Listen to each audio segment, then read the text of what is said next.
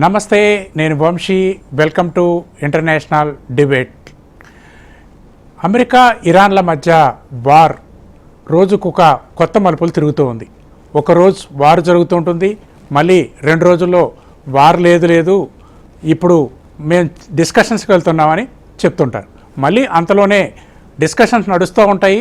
ఈ డిస్కషన్ సరిగ్గా కొనసాగట్లేదు, ఇరాన్కి ఏం ఇంట్రెస్ట్ లేదు వార్కే వెళ్తాం అంటాడు ట్రంప్.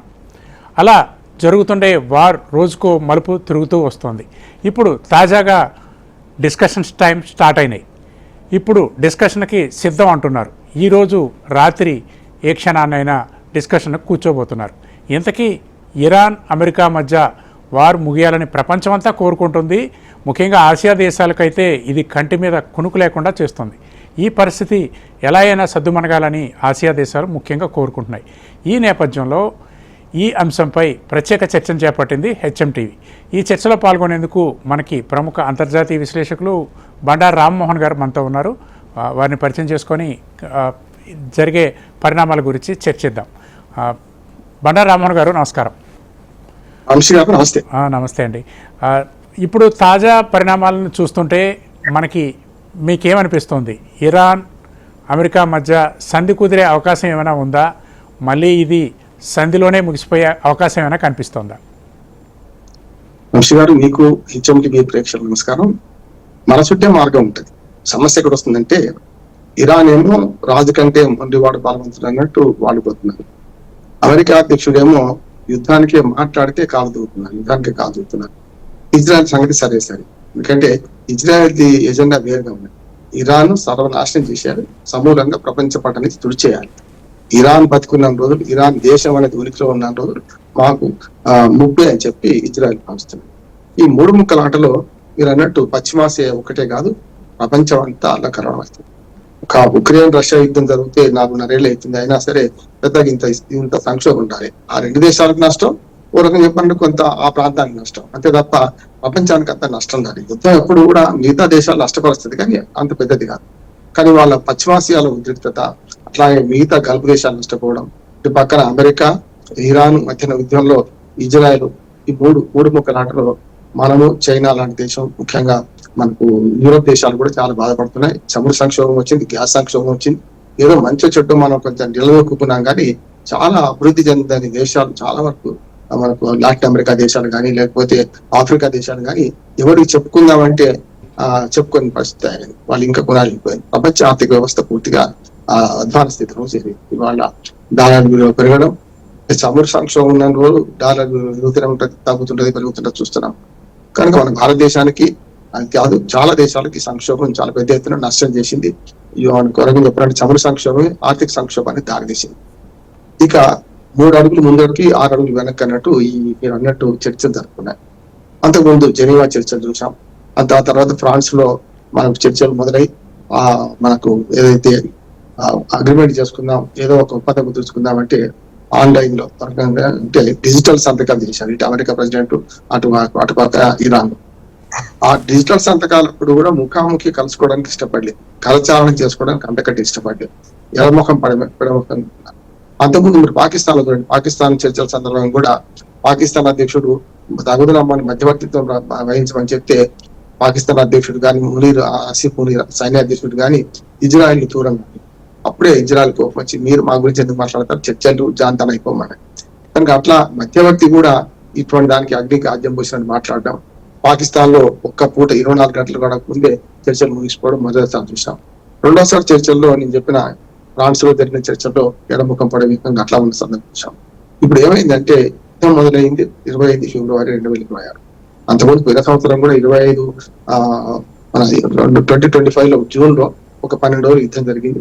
ఆగింది అనుకునే సందర్భంలో దొంగ దెబ్బ తీయడం, ఇరాన్ మీద దాడి చేయడం, 25 ఫిబ్రవరి నాడు 44 మంది అగ్ర రాజ్యాధినేతలు మొత్తం అంతా ఇరాన్ రాజ్యం అధినేతలందరినీ చంపడం, అందులో అలీ ఖొమైనీ కూడా ఉండడం చూసాం.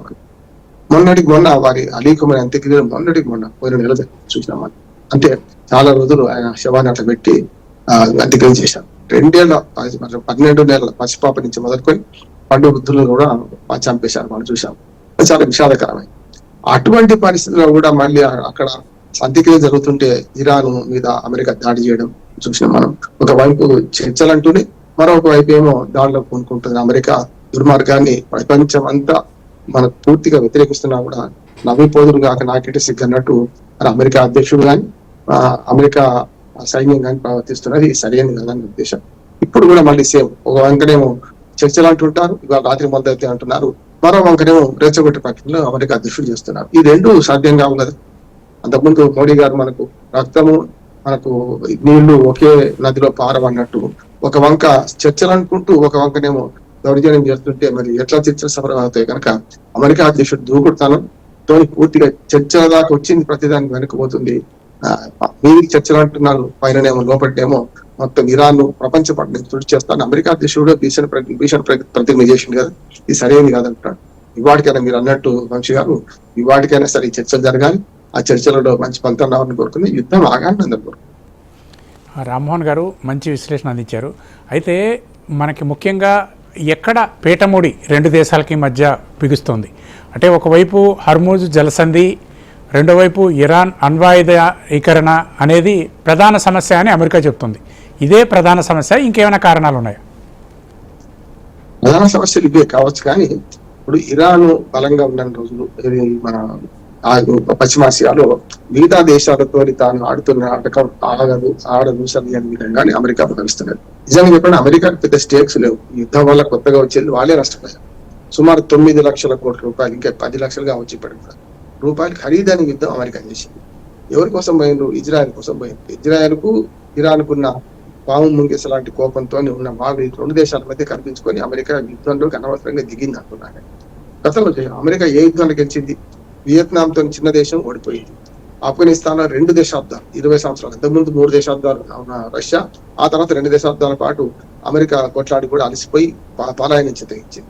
అంతే ఇరాక్ దేశంతో పోరాడినప్పుడు సద్దాం హుసేన్ అణ్వాయుధాలు ఉన్నాయని చంపేసింది. ఇప్పటికి కూడా అణ్వాయుధాలు ఉన్నట్టు నిరూపించలేకపోతుంది ఇరాక్ లో. అంటే అనవసరంగా అభాండాలు వేయడం, చివరికి వాళ్ళే భంగపడ్డం అమెరికా చూస్తున్నారు. అమెరికా ప్రజలు కూడా యుద్ధాన్ని ఇష్టపడతలేదు.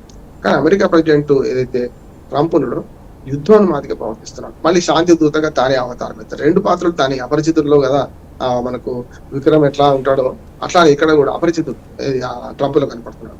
ఒక వంక 9 యుద్ధాలు ఆపిన అంటాడు, భారత్ పాకిస్తాన్ యుద్ధం నేనే ఆపిన అంటాడు, మరి యుద్ధానికి ప్రేరేపించేది ఆయనే చెప్తున్నాడు. కనుక అమెరికా ప్రయోజనాలు ఏమాత్రం దీనివల్ల నెరవేరే అంటున్నాడు. ఇంకొకరి ప్రయోజనాల కోసం వెళ్ళిపోవడం వల్ల ఏమైందంటే అమెరికా స్థావరాలు ఎక్కడెక్కడైతే ఉన్నాయో గల్ఫ్ దేశాల్లో అవన్నీ ధ్వంసం చేసుకుంటూ ఇరాన్ వస్తుంది. ఇరాన్ ఏమో చాలా తక్కువ ఖర్చుతో యుద్ధం చేస్తుంది. డ్రోన్ల ప్రాముఖ్యత అది బాగా పెరిగింది. ఇప్పుడు ఒక రకంగా పెద్ద పెద్ద విమానాలు క్షిపణులతోనే అమెరికా యుద్ధం చేస్తుంటే కోట్లాది రూపాయలు బుగ్గిపాలు అవుతుంటే ఇటు పక్క లక్షల రూపాయల ఖర్చుతోని, అంటే మనకు ఒక సామెత ఉంది వంశీ, మీరు చూస్తే గుంజల యోధంబు దోమ కుత్తు ఖర్చు వచ్చానని శ్రీకృష్ణదేవరాయ ఆస్థానంలో కవి అంటారు. అంటే ఇప్పుడు అమెరికా లాంటి ఏనుగుల గుంపు, అమెరికా రిపబ్లికన్ పార్టీ గుర్తు కూడా మన ఎన్నికల గుర్తు ఏనుగు కనుక అటువంటి ఏనుగుల గుంపు పోయి హర్మోజ్ జలసంధిలో ఇరాన్ దగ్గర చిక్కింది. చూసినాం కదా, దోమ పరంగా హర్మోజ్ జలసంధి ఇరాన్ దోమ అంటే దోమ కుత్తుగా వచ్చినట్టు ఉన్న పరిస్థితి. కనుక ఎప్పుడు కూడా బలవంతుడు నాకేమని పలువురితో వాదులాడి ఏం చేస్తే ఏమైతుంది, చలిచీమల చేత చిక్కి చావద సుమతి సుమతి శతకాలు ఎప్పుడో చెప్పిండు. వాళ్ళు అమెరికా సావు దెబ్బతింటున్నది మన ఇరాన్తో. ఇంకా పైగా ప్రగల్భాలు వలుపుతూ మేము భూతల యుద్ధం చేస్తాం, ఇప్పటిదాకా ఆకాశ యుద్ధం చేసినా అంటుంది. భూతల యుద్ధంలో ఖచ్చితంగా అమెరికా సైన్యం 10,000 మందిని మట్టు పెడతాం, ఎర్ర సముద్రాలు పడేస్తాం, చేపలకు షార్ట్ చేపలు. కానీ ఇరాన్ మంచి దేశం అంటే ఇరాన్ లో మనకు ఇరాన్ దేశం అనేక తీవ్రవాద సంస్థలు పోషిస్తుంది. అందుకనే కదా లెబనాన్ మన ఇజ్రాయెల్ యుద్ధం వచ్చింది ఎందుకు? లెబనాన్ లో హోతీసు చాలా పెద్ద ఎత్తున హమాస్ వాళ్ళు చాలా పెద్ద ఎత్తున మారణహోమ సృష్టిస్తున్నారు. అసలు లెబనాన్ ప్రభుత్వం లెబనాన్ చేతులు లేదు కనుక మమ్మల్ని నష్టపరుస్తున్నారని లెబనాన్ తో ఇజ్రాయెల్ పోరాడుతుంది కదా. ఇప్పుడు ఇంకొక సమస్య వచ్చింది వంశీ, మనకు హోతీసు ఇప్పుడు ఇరాన్ మళ్ళీ ప్రోత్సహిస్తున్నది, మిగతా గల్ఫ్ దేశాల మీద పడుతున్నది చూస్తున్నాం. కనుక గల్ఫ్ దేశాల భద్రతకు పెద్ద ముప్పు వాటిల్లింది. అందుకని యుఏఈ కానీ గల్ఫ్ దేశాలు కొన్ని దేశాలు మన వైపు చూసి మన బ్రహ్మోస్ క్షిపణులు దిగుమతి చేసుకుందాం. మొన్ననే సౌదీ అరేబియా రాజు మన దేశానికి వచ్చారు, మన మోడీ గారు కలిశారు, మన అజిత్ దోవల్ కూడా కలిశారు. మన బ్రహ్మోస్ క్షిపణులు వాళ్ళు తీసుకుందాం అనుకుంటున్నారు. అంటే పాకిస్తాన్ మీద దాడి చేసిన ఆపరేషన్ సింధూర్ తర్వాత మన బ్రహ్మోస్ క్షిపణుల విలువ తెలిసి వచ్చింది. కనుక ఇప్పుడు ఆసియా దేశాలు కూడా మన రక్షణ రంగంలో మన ఆయుధాలు కోరుకుంటున్నారు. ఈ స్థితిలో ట్రంప్ చర్చల దాకా చర్చల ముంగిట్లోకి రాగానే ఒక అడ్డుకట్ట వేసి మాట్లాడుతున్నాడు. అంటే నోరు ఒట్ట మనుషులు అంటారు కదా, ఈ నోరొట్టంతో ఏమైంది అంటే చర్చల దాకా వచ్చింది మళ్ళీ అనుకుపోతున్నాయి. అందుకని ఇప్పటికైనా సరే అవి ఇరాన్ దగ్గర ఇటు అమెరికా దగ్గర ముఖ్యంగా హర్మోజ్ జలసంధి శాంతియుతంగా ఎలాంటి టోల్స్ లేకుండా గతంలో అలాగా వాణిజ్యం విరసిల్లితే అప్పుడు ప్రపంచ శాంతి ఉంటది, ప్రపంచంలో వాణిజ్యం కూడా మంచి బాగుంటది. కానీ అమెరికానే హర్మోజ్ జలసంధి మీది కాదంటది, మళ్ళీ మేము టోల్ వసూలు చేస్తాం మీతో మా కూడా వాటా ఇవ్వండి. అంటే దొంగ రూట్లు పంచుకున్నట్టే కదా. హర్మోజ్ జలసంధి ఎవరిది కాదు, అది అంతర్జాతీయ జలసంధి. ఇటుపక్క వాళ్ళ ప్రాంతాల్లో వాళ్ళు ఉంటారు, ఇది మన దేశాల సరిహద్దులు మధ్యన మాత్రం అంతర్జాతీయ జలాలే కదా. ఒకవేళ హర్మోజ్ జలసంధిలో కనుక టోల్ వసూలు మొదలు పెడితే రేపు ఎర్ర సముద్రంలో ఇంకా 2-3 పనామా కాలువలు కూడా ఎవడైనా వసూలు చేస్తారు, మొదలు పెడతారు, కష్టం కదా. అందుకని ప్రపంచానికి ఈ యుద్ధం ఏం నేర్పుతుంది అంటే ఎవడి పరిధిలో వాడు దోచుకోమని తప్పు కదా. అందుకని అమెరికా మొదటి తప్పు దీనిలో ఉంది, ఈ ఇరాన్ రెండో తప్పున్నది. ఈ రెండింటి మధ్యన ఇజ్రాయెల్ ఏమో ఇరాన్ మీద కక్ష కట్టి ఈ యుద్ధానికి ప్రేరేపించింది. ఈ మొత్తం కలిసిందని ప్రపంచ శాంతికి ఘాతం కలుగుతుంది. అటుపక్క రష్యా అమెరికా కూడా పైనుంచి చూస్తున్నట్టు కనిపించిన ఇరాన్ కు సహాయం చేస్తున్నారు వీళ్ళిద్దరు కూడా. అసలు రష్యా చైనా కనుక ఒకవేళ ఇరాన్ కు అనుకూలంగా లేకపోతే ఇరాన్ ఎప్పుడో మట్టు పెట్టేది అమెరికా. కనుక వాళ్ళిద్దరు ఆయుధాల సరఫరా ఒకరు, వ్యూహాత్మకంగా టెక్నాలజీ సరఫరా ఒకరు చేస్తున్నారు. కనుక ఇప్పటికీ ఇరాన్ బతికి కట్టగలుగుతుంది. ఇరాన్ లో ప్రతి IRGC సేన అయితే 6 లక్షల మంది వాళ్ళు పూర్తిగా తెగించున్నారు, అంటే ప్రాణాలకు తెగించున్నారు, ప్రాణం పోతే ఏంటని ఉన్నారు. అటువంటి వాళ్ళని ఎదుర్కోవడం చాలా కష్టం, సాగుకు సిద్ధమైన వాడిని కొట్లాడడం కష్టం. కనుక అమెరికానే కొంచెం ఈ చర్చలకు ముందుకు తీసుకురావాలి, మధ్యవర్తిని సరిగ్గా ఎన్నుకోవాలి. పాకిస్తాన్ లాంటి దుర్మార్గ దేశాన్ని మధ్యవర్తిగా ఎన్నుకుంటూ రావలేదు. తాము చెప్పే మధ్యవర్తిగా ఉండేవాడు ఉంటే బాగుంటుందని వాళ్ళ ఆలోచన తప్పు. మధ్యవర్తి ఎప్పుడు ఇద్దరిని అవసరమైతే కంట్రోల్ పెట్టాలి, ఇద్దరిని ఎవరి జాగాలో వాడు ఉంచే పరిస్థితి చేయాలి. కానీ మధ్యవర్తి ఇంకో దేశానికి అనుకూలంగా ఉండనుకో అందులో కష్టం అవుతుంది కదా. అందుకని పాకిస్తాన్ మధ్యవర్తిత్వం చేయలేదు. ఇప్పటికైనా సరే అమెరికా అధ్యక్షుడు కొంచెం తగ్గి ఇరాన్ కనుక సరైన విధంగా చేస్తే బాగుంటుంది. ఒక్క ప్రశ్న అడిగారు, జైన్ సమాధానం చెప్తాను. ఒకటి ఏంటంటే ఎందుకు ఈ పీఠముడి పడుతుంది అంటే మొట్టమొదటి అణ్వాయుధాలు ఉన్నాయి. అణ్వాయుధాలు తయారు చేయడానికి అవసరమైన యురేనియం శుద్ధి చేసిన యురేనియం 90% శుద్ధి చేస్తేనే అణ్వాయుధాలు తయారైతాయి. 70 దాకానే అయింది అంటున్నారు. అది 1 year దాకా వాయిదా వేస్తున్నారు. ఇదే అమెరికా అధ్యక్షుడు ఏమన్నారంటే అగ్రిమెంట్ కుదిరే ముందు ఈ ఇష్యూను పీఠముడి పడుతుంది కనుక 1 year దాకా దీన్ని మాట్లాడము, వాళ్ళు ఉపయోగించొద్దు మేము ఉపయోగించొద్దు అన్నారు. మళ్ళీ ఎందుకు వచ్చింది, మళ్ళీ మొదటికి వచ్చి ఇప్పుడు దానికి అప్పగిస్తారా, ఏం చేస్తారు, లేకుంటే తాత్కాలిక ఎవరైనా మధ్యవర్తిత్వం దగ్గర పెడతారా అని మాట్లాడుతున్నారు. అది కరెక్ట్. ఈ నష్టపరిహారం మొత్తం ఇవ్వని ఇరాన్ కోరుతుంది. ఇప్పుడు యుద్ధ నష్టపరిహారం సరే వీళ్ళకే నష్టం ఎక్కువైంది, మాకే నష్టమైంది, మీకేమి ఇస్తామని వీళ్ళు అంటున్నారు. అన్నిటికంటే హర్మోజ్ జలసంధి దగ్గర పీఠముడి పడుతుంది. నా ఉద్దేశం ఏంటంటే గతంలో లాగా అంతర్జాతీయ జలాల నుంచి అన్ని ఓడలను అన్ని మన వాణిజ్య నౌకలను అనుమతించడమే దీని పరిష్కారం. ఎవరొక్కరు శుద్ధి చేద్దాం అనుకున్నా కూడా అది మళ్ళీ మొదటికి వస్తుందని నా ఉద్దేశం. చాలా అద్భుతంగా వివరించారండి రామ్మోహన్ గారు. అయితే ముఖ్యంగా మన ఆసియా దేశాలు ఈ యుద్ధం వీలైనంత ఎర్లీగా ముగియాలని కోరుకుంటున్నాయి, ఈ యుద్ధం ఆగితే బాగుందని కోరుకుంటున్నాయి. ఏ దేశాల మీద ఎలాంటి ప్రభావం ఉంటుంది, మన దేశం మీద ఎలాంటి ప్రభావం పడుతుంది, యుద్ధం కొనసాగితే వచ్చే నష్టం ఏంటి? మంచి ప్రశ్న. ఏమందంటే ఇప్పుడు ప్రపంచం అంతా ఒక కుగ్రామంగా మరి ఎక్కడ చీమ చుట్టుకున్న ప్రపంచంలో అన్ని దేశాలకు ఇది ప్రభావం చూపెడుతుంది. కొంచెం ఎక్కువ తక్కువ, నీటికి ఎక్కువ తక్కువ చూపెడుతుంది. కనుక ఇవాళ ప్రపంచం కుగ్రామం మారిపోయిన తర్వాత వాణిజ్యం మీద పెద్ద దెబ్బ ఉంటుంది. మనం చూసాం గ్యాస్ కొరత ఇట్లేదు మనం చూసినాం. అసలు గ్యాస్ కొరతతో ఒక 3-4 ఏళ్ళు చాలా బాధపడ్డాం కూడా మనం. కానీ అట్లానే ఈ డీజిల్ పెట్రోల్ కొరత కూడా ఒక రకంగా ఇరాన్ కరుణించడం వల్ల ఇరాన్ ఏమన్నదంటే భారత నౌకలను అడ్డుకోము, మీకు పూర్తిగా వాణిజ్య నౌకలు ఇస్తామని చెప్పి చేసిన. ఇంకొక పెద్ద నష్టం ఏంటంటే మన భారతదేశానికి అయితే 17 మంది నౌకాదళ సిబ్బంది నష్టపోయారు, చనిపోయారు, ప్రాణాలు పోయి. యాక్చువల్ గా ప్రపంచంలో నౌకలలో పనిచేసే అంటే వాణిజ్య నౌకలలో పనిచేసే దానిలో నాకు తెలిసి మనం 2వ స్థానం. ఇది భారతదేశం నుంచి ఎక్కువ మంది ఈ నౌకలు నడిపే దానిలో అందులో సిబ్బందిగా నియామకాలు చాలా పెద్ద ఎత్తున ఉంటారు మన వాళ్ళు. అందులో 17 మంది ప్రాణాలు కోల్పోయారు యుద్ధ సందర్భంగా. చాలా విషాదకరంగా. అందుకని ఇప్పుడు ఇది ప్రాణ నష్టం ఏమో మన నౌకలు నడిపే వాళ్ళకి పోయింది. రెండవది ఆస్తి నష్టం ఏమో కూడా మన నౌకల మీద దాడి చేయడం జరిగింది. ఇండియా ఫ్లాగ్ లేదు కదా, వేరే ఫ్లాగ్ తో వచ్చింది కదా అనే మాట మాట్లాడుతున్నారు. కానీ మంచో చెడ్డో పొరపాటు గ్రహపాటు ఇటు అమెరికా తప్పే చేసింది, అటు ఇరాన్ కూడా కొన్ని మన భారతీయ నౌకల మీద ఇద్దరు దాడి చేశారు వేరువేరుగా. మాకు తెలియదు అని చేతులు దొరుకుతున్నారు. కానీ మన భారతదేశం 1-4 సార్లు నిరసన వ్యక్తం చేసింది. ఇప్పటికీ ట్రంప్ మనకు G7 దేశాల సమావేశంలో ట్రంప్ వస్తే మన మోడీ పొడముఖంతో మొదలుకున్నాడు. తర్వాత సమావేశాల్లో పక్కన కూర్చొని మాట్లాడడం లేదు, కానీ కరచాలనాన్ని కూడా మనం మోడీ ఒప్పుకోలేదు. అది మంచిది అంటున్నాడు. అంటే నిరసన వ్యక్తం చేసేటప్పుడు వాడు చంపుతుంటే మనం నవ్వుకుంటూ పోలేం కదా, అది కొంత పనికొచ్చిందని అనుకుంటున్నాను. రెండోది ఏంటంటే ఇప్పుడు ఈ మొత్తంలో మనమేమో ఆర్థికంగా నష్టం, రాజకీయంగా సామాజికంగా నష్టపోయే దేశాలు పశ్చిమాసియాలో ఎక్కువ ఉన్నాయి. ఉదాహరణకు అమెరికా సైనిక స్థావరాలు ఉన్న గల్ఫ్ దేశాలు అన్ని కూడా ఇవాళ నష్టపోతున్నాయి. అమెరికాను డైరెక్ట్ గా దెబ్బతీయలేదు ఇరాన్, ఎందుకంటే అమెరికాకు ఇరాన్ మధ్య 1000 కిలోమీటర్ల దూరం ఉంది. ఇరాన్ దగ్గర క్షిపణులన్నీ కూడా 4000 కిలోమీటర్లు దాటవనుకుంటే డివోగార్షియా దీవి మీద కూడా ఇరాన్ దాడి చేసి 4000 కిలోమీటర్లు ఈజీగా ఉంటుంది. అంటే అసలు ఈ క్షిపణులన్నీ ఇరానియన్ని మహా తుస్సుమంటే 100 కిలోమీటర్లు 400 కిలోమీటర్లు దాటే అనుకుంటున్నాను. 4000 కిలోమీటర్ల దూరంలో ఉన్న డివోగార్షియా దీవి మీద దాడి చేసింది. డివోగార్షియాలో వీళ్ళది ఉంది, అమెరికా స్థావరం ఉంది, ఆ స్థావరం మీద దాడి చేసింది. చిన్న దెబ్బ పెద్ద దెబ్బ కొట్టింది. కానీ మిగతా గల్ఫ్ దేశాలు ఇరాన్ పక్కనే ఉన్నాయి, ఇటు పక్క అటు పక్క ఒమెన్ కానీ, అటు పక్క యుఏఈ కానీ, దుబాయ్ కానీ, బహ్రెయిన్ కానీ, ఈ దేశాలన్నీ ఇవాళ అమెరికా సైనిక స్థావరాలను దాని దగ్గర పెట్టుకున్నాయి. ఇరాన్ ఏమంటుందంటే మీరు అమెరికాకు ప్రత్యక్షంగా మద్దతు ఇస్తున్నారు, ఆ స్థావరాల మీద పెట్టుకున్నారు కనుక ఎట్టి పరిస్థితులు ఆ స్థావరాలను ధ్వంసం చేస్తామన్నారు. అదే ప్రకారం ఆ స్థావరాలను ధ్వంసం చేస్తే మీ పౌర ఆవాసాలను ధ్వంసం చేస్తా అని అమెరికా అంటున్నది. అమెరికా ఇప్పటికే ఏమంటుందంటే పౌర ఆవాసాల మీద కూడా దాడి చేసింది. కొంతవరకు చాలా వరకు విద్యుత్ సంస్థల మీద, విద్యుత్ ఉత్పాదక కేంద్రాల మీద, చమురు బావుల మీద దాడి చేసింది. అది దుర్మార్గం. ఎందుకంటే ప్రపంచంలో చమురు పూర్తిగా స్థాయిలో 20% చమురు అక్కడి నుంచే ఇరాన్ నుంచి తీసుకుంటున్నాం మనం. మన హర్మోజ్ జలసంధి నుంచే 20% రవాణా అవుతుంది మరి. అటువంటి అప్పుడు అక్కడ ఈ చమురు బావులు నాశనం చేస్తే రేపు పొద్దున పునరుద్ధరించడం చాలా కష్టం. మామూలు సామాన్య ప్రజలకు అర్థం కావాలి వంశీ గారు. మనం ఏదైనా బోర్ ఉందనుకోండి, మనకు మంచినీటి బోర్ ఉందనుకోండి, ఒక్క నెల వాడకపోండి పోతే నీళ్ళు అట్టే పోతాయి.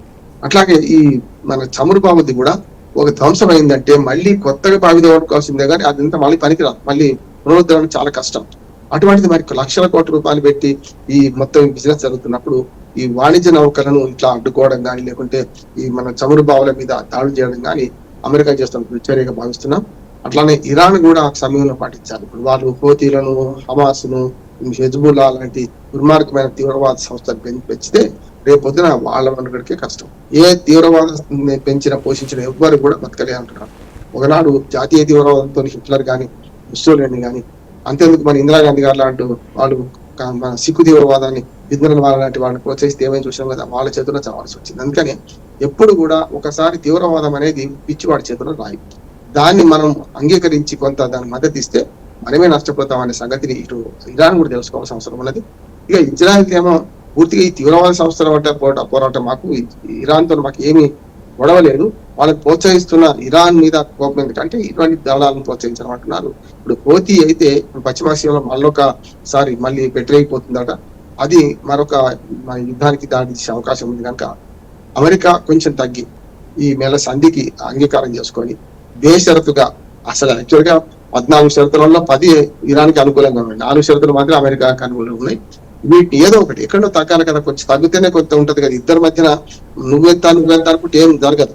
కనుక మధ్యవర్తిత్వం నేర్పే దేశం మంచిగా అనుకొని వాళ్ళ మధ్యన అంశాల వారి మాట్లాడుకొని ఏవైతే ఈ ఉభయ కుషులో పని ఇద్దరు అంగీకరిస్తారో దాన్ని ముందు తీసుకెళ్ళాలి. ఎప్పుడు కూడా నేను మాట చెప్తాను, మనకు పరీక్ష పేపర్కి మనం రాయడానికి పోతాం, ఏం చేస్తాం, క్వశ్చన్ పేపర్ మొత్తం చదువుతాం. అందులో మనకు ఈజీగా అంటే ఫస్ట్ టు సెకండ్ థర్డ్ అట్లా రాయాలని ఏం లేదు, మన ఇష్టం ఉన్న పదో ప్రశ్న కూడా ముందు తీసుకొచ్చుకోవచ్చు. మనం ఏం చేస్తాము, మొట్టమొదలు మనకు వచ్చిన ప్రశ్నకు జవాబు వచ్చిన ప్రశ్నకు రాస్తాం సమాధానం. ఇక్కడ కూడా అంతే. ఈ చర్చలలో ఏం చేయాలంటే ఉభయ కుషులు ఇద్దరు అంగీకరించిన అంశాలు టికొట్టుకుపోవాలి, ఇద్దరి మధ్య పీఠముడి పడిన అంశాలలో అప్పుడు చర్చ కూర్చోవాలి, అప్పుడు ఈజీ అవుతుంది. మొదలై పీఠముడి మన అంశాలు పాకిస్తాన్ జరిగింది అదే మాట్లాడితే అసలుకి అసలు వచ్చింది కదా. ఇప్పటికైనా సరే ఇద్దరు అలసిపోయారు, ఇద్దరికి ఖర్చు అయింది, ఇద్దరికి పెద్ద ఎత్తున నష్టపోయింది, మొత్తం ప్రపంచవ్యాప్తంగా దీనివల్ల నష్టపోయింది. కనుక ఉభయ కుషులో పరి ప్రపంచ శాంతి కావాలని కోరుకునే వాళ్ళం కొంత వెనక ముందు ఆలోచన చేస్తే బాగుంటుందన్న ఉద్దేశం. ఇప్పటికైనా మీరు అన్నట్టు ఈ రాత్రి జరిగే చర్చలు ప్రారంభం అనుకుంటున్నాను, ఇప్పటికి అవుతాయా లేకుంటే రేపు కూడా జరుగుతాయా చూద్దాం. జరిగితే మంచిదని మనం అందరం కలుద్దాం. గొప్ప విశ్లేషణ అందించారండి రామ్మోహన్ గారు. మనకి ఇప్పుడు అందుతున్న సమాచారం ప్రకారం అమెరికా అధ్యక్షుడి నుంచే ఈ ప్రపోజల్ వెళ్ళింది. అమెరికా మిత్ర దేశాలు, పక్కనుండే గల్ఫ్ దేశాలు కోరిక మేరకు అమెరికా అధ్యక్షుడే ప్రతిపాదన చేశాడు. అంటే అమెరికా ఒక మెట్టు దిగినట్టు భావించవచ్చా? ఖచ్చితంగా అవసరం అమెరికాకి ఇప్పుడు మంచి కరెక్టే. ఎందుకంటే అవసరం ఎవరిది ఇప్పుడు ఇంటా బయట పూర్తిగా అమెరికా అధ్యక్షుడు బదనమయ్యారు.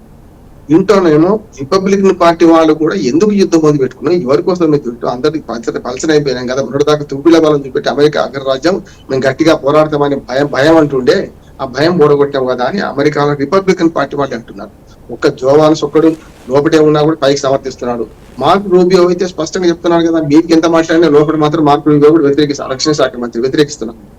అట్లానే మన డెమోక్రాట్లు ఎట్లా వ్యతిరేకిస్తారు. అంతేందుకు అమెరికా ప్రజలే 25,000 చోట్ల ప్రదర్శన చేసి పెద్ద ఎత్తున యుద్ధాన్ని ఎట్లా మీరు కొనసాగిస్తున్నారని యుద్ధానికి వ్యతిరేకంగా సుంకాల పెంపుకు వ్యతిరేకంగా పోరాడి. అంతేందుకు సుప్రీంకోర్టు కూడా మన సుంకాల పెంపుకు వ్యతిరేకంగా మాట్లాడింది. అమెరికన్ పార్లమెంట్ అంటే మనకు హౌస్ ఆఫ్ రిప్రజెంటేటివ్స్ కానీ అమెరికన్ కాంగ్రెస్ కానీ ఏమన్నది, యుద్ధము 90 రోజులు దాటితే 60 రోజులు దాటిన యుద్ధము మీరు యుద్ధానికి కారణాలు చూపెట్టారే, భద్రతా మండలి సూచించిన కారణాలు లేకపోతే యుద్ధం చేయడం కరెక్ట్ కాదు కదా అన్నది. 59 అంటే సరిగ్గా ఇంకో 2-3 రోజులు తక్కువ సాంకేతికంగా చూపించి యుద్ధం అయిపోయింది, చర్చలు ఉన్నాం కదా, యుద్ధం లేదు ఇప్పుడు, అందుకని పార్లమెంట్ పర్మిషన్ తీసుకోవాల్సిన అవసరం లేదని తప్పించుకున్నాడు ట్రంప్. ఇప్పుడు ట్రంప్ పరిస్థితి ముందు పోతే నుయ్యి వెనకపోతే గొయ్యి అనే పరిస్థితి అయింది. పోనీ యూరోపియన్ దేశాలు మనకు ఇస్తున్నాయా, ఇస్తలేవు. రెండోది హర్మోజ్ జలసంధి చుట్టుముడదాం రమ్మని ఇంటే ఫ్రాన్స్ కానీ ఎవ్వరు రామని, అందుకని ఆయన ఆవేశంతో ఏం మాట్లాడాడు, ఫ్రాన్స్ అధ్యక్షుడు భార్య గురించి మాట్లాడాడు. మీరందరూ నాటో కూడా దేశాలు పిరికి పందలు అన్నాడు. ఒక దేశంలో కెనడా దేశాన్ని మేము 51 రాష్ట్రాన్ని కలుపుకుంటామన్నాడు, తగ్గాల్సి వచ్చింది. అందుకని అమెరికా అధ్యక్షుడు చుట్టూ మొత్తం అంతా ఇంటా బయట విమర్శలు ఎదుర్కొంటున్నారు. అటు రష్యా ఇటు చైనా అగ్రరాజ్యాలు రెండు కూడా ఇరాన్ మద్దతిస్తున్నాయి కనుక ముందుకు పోలేడు, వెనక్కి రాలేడు కనుక అందుకని ఇప్పుడు వే అవుట్ కోసం అంటే బండకింది చేరికింది ఎట్లా బయటకు తీసుకోవాలని అమెరికా అధ్యక్షుడు ఆలోచిస్తున్నాడు. కనుక ఇప్పటికైనా బుద్ధిస్తే మంచిదే, ఇప్పటికైనా సరే ఆ వే అవుట్ కోసం ఆలోచన చేస్తున్నాడు ఆయన. ఇక ముందు సహించను క్షమించనట్లు ఆయన మళ్ళీ కాలబేరానికి వస్తున్నాడు. అప్పుడే మంచి అంటాడు, అప్పుడే చెడ్డ అంటాడు. అప్పుడే పాకిస్తాన్ పెద్ద దేశం మంచి దేశం అంటాడు, అట్లా మోడీ గారు పోతుంటాడు, ఇండియాని మరి నష్టం చేస్తున్నాడు. ఇట్లా విదేశాంగ విధానంలో సరిగ్గా లేడు. గులకరాయి మనస్తత్వం ఏది ట్రంప్ది, అంటే మనకు గుడ్డి లేని కడుగు ఉంటా అంటాం, అంటే దొరుకుతూనే ఉంటుంది. అంటే మనకు కేఏ పాల్ గారిని ఆహ్వానించడం కాదు కానీ కేఏ పాల్ గారు ఎట్లా మాట్లాడతారో ట్రంప్ కూడా అదే మాట్లాడు. కేఏ పాల్ గారు మాట్లాడితే ఏం కాదు, నష్టమే, ఎందుకంటే ప్రపంచం నవ్వుకుంటూ దురుకుంటా ఓనాడు జోక్ చేసుకుంటాం. కానీ అమెరికా అధ్యక్షుడు అగ్రరాజ్య అధ్యక్షుడు ఆ మాట మాట్లాడద్దు కదా. కనుక యుద్ధాలు ఆపిన యుద్ధ పిపాసతోనే ఆయన ముందుకెళ్తున్నాడు. ఇప్పటికైనా మీరు అన్నట్టు ఇవాళైనా సరే కొంచెం బుద్ధికి వచ్చి మళ్ళీ సహించను క్షమించనని అనకపోతే బాగుంటది అంటున్నాడు. ఇప్పటికే రాత్రి చర్చలు, పొద్దున్నేమో ఇరాన్ ప్రపంచ పట్టించి చేస్తామంటాడు, మీ మొత్తం ఆర్థిక వ్యవస్థ మీద దాడి చేస్తామంటాడు. తప్పుగా అంటే మన కాలబేరానికి వస్తున్నావా లేకుంటే తగాలకు వస్తున్నావా, రెండింటిలో ఏదో ఒకటి తెలుసుకోవాలి కదా. అది తెలుసుకోవడం లేదు కనుకనే అమెరికా అధ్యక్షుడు అకమించి మాట్లాడుతున్నారు. మళ్ళీ అప్పుడే బాంఛన్ కాలు మొక్తా అంటాడు, అప్పుడే మళ్ళీ తీవ్రంగా స్పందిస్తారు. ఈ రెండింటి మధ్యన అమెరికా అధ్యక్షుడు ఏం చెప్తారు అనేది నమ్మకం పోయింది ప్రజలకు కానీ ఆ దేశ పౌరులకు కానీ పోయింది. ఒక మాట చెప్పి ముగిస్తాను నేను. పోస్ట్ థియరీ మనకు పోస్ట్ ట్రూత్ థియరీ అని ఉంటున్నది, సత్యానంత భావన. అందులో ఏంటంటే అబద్ధాలు ఎక్కువ చెప్పే వాళ్ళు దీన్ని తీసుకుంటారు. అంటే అబద్ధాలు వరుసగా చెప్పుకుంటూ పోతే ఏమైందంటే అది నిజం అంటారు. ఇవాళ ఆ థియరీకి సరిగ్గా సరిపోయేటోడు ట్రంప్ అని ఇవాళ మొత్తం. రామ్మోహన్ గారు సమయం మించిపోయింది, క్లుప్తంగా చెప్పండి, ఇది ముగింపు ఎలా ఉండాలని మీరు కోరుకుంటున్నారు? ఈరోజు జరిగే చర్చలు ఇవాళకి ముగియకపోయినా ఈ చర్చలు, ఈ దఫా చర్చల్లో మంచి ఫలితాలు రావాలని ప్రపంచం అంతా కోరుకుంటుంది. మీరు ఎలా జరిగితే బెటర్ అని కోరుకుంటున్నారు? ఖచ్చితంగా సానుకూల పరిణామాలు రావాలని కోరుకున్నాం.